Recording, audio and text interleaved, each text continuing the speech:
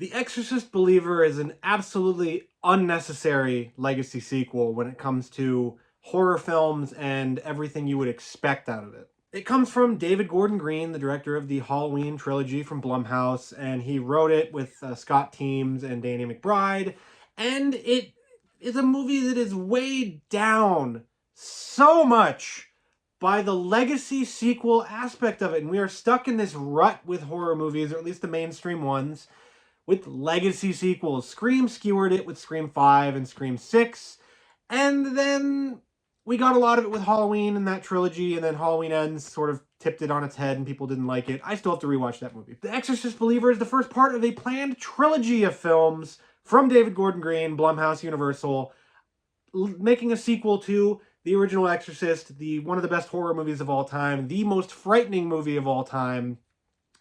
And yet, it didn't need to be like this. Somewhere hidden throughout this film, there is a good movie. There is a good horror movie. Is The Exorcist Believer scary?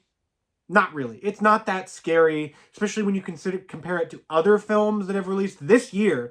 Not just The Exorcist, which is the scariest movie ever made. I already said that. When you compare it to other movies that have released this year, The Boogeyman, it is not nearly as scary as that movie. The Evil Dead Rise, not nearly as scary. Scream 6, not nearly as scary. There are some scenes of frightening imagery and all of that, but when you really look at it, The Exorcist Believer plays out more like a drama or a thriller than a horror movie. It's for that reason that there is a good movie here, but it's bogged down by the legacy sequel crap. You know what it feels like?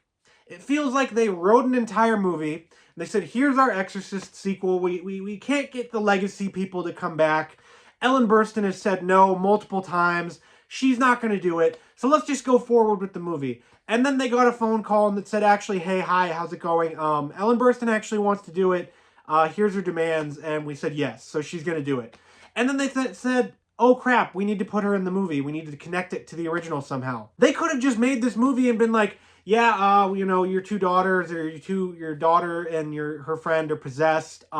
There happened to be this possession that's crazy, that's worldwide known, that happened in the 70s, but we're going to figure it out with our own methods here. And it doesn't do that. It just leans super hard into it. Ellen Burstyn is the exorcism expert in this film, and it feels like she didn't need to be here. The film does star Leslie Odom Jr. He is magnificent in this movie and carries some material that would not normally be very good into a very good territory. The two little girls in the film as well, they are fantastic. They get put through hell and back in this movie, literally in the movie and also in the acting process. They get prosthetics, they get horrific makeup, they're put through hell, they put themselves through hell. They are magnificent. They are why this movie is good, why this movie is watchable, those three characters and actors. Basically, if you want to go through a little recap, a little rundown of The Exorcist Believer, it's this guy, and he had a wife that died tragically in the Haiti earthquake. She was pregnant. The Haitian doctors gave him a choice. They said, you can save your wife or you can save your daughter. Well, his daughter's still alive, and it goes from there. And so then his daughter and her friend, after school, they lie to everybody. They say, okay, hey, you say you're going here, you say you're going here, and then we'll all say we're going here. And then us two are going to go out into the woods because one of them is very spiritual. She's very Christian. She says, oh, we can talk to your mom. And then they go out and they end up getting possessed. It doesn't really explain very well how they get possessed, though. There's no explanation of it. It just kind of happens. They go out to the woods. They do their little weird thing. They don't even show off what their little ritual is that they're doing very well. It just involves like something like a necklace and a candle. It's not very well explained. That's a big portion of this movie, is that a lot of the stuff is not very well explained. The movie uses alternate exorcism techniques throughout different, some subsects of Christianity, and they're not explained very well. They're so not explained that you're wondering what the hell is going on. Stuff happens in the movie, and you're going, well, what did that just do? Why did that smoke do that? I'm not asking for you to, spell it out for us, but at least give a little breadcrumb of like, oh, they don't explain like, why is this thing helping them in the exorcism and this thing isn't, and that behavior is, and that behavior isn't. Nothing is explained very well. So what you end up with is a movie that is not very well explained and has some great performances, but is bogged down by legacy sequel stuff. that still ends up being watchable and good. And there was a good movie hiding in here somewhere. There was something that was good that would be awesome. You could say, hey, that's a sequel to The Exorcist, but not really, but it still carries on the legacy of that original film by being frightening.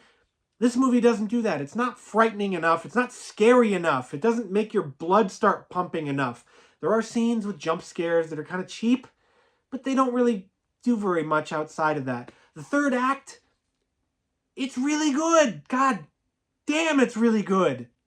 It's tense, and it does an exorcism really well because there's two people that are possessed here.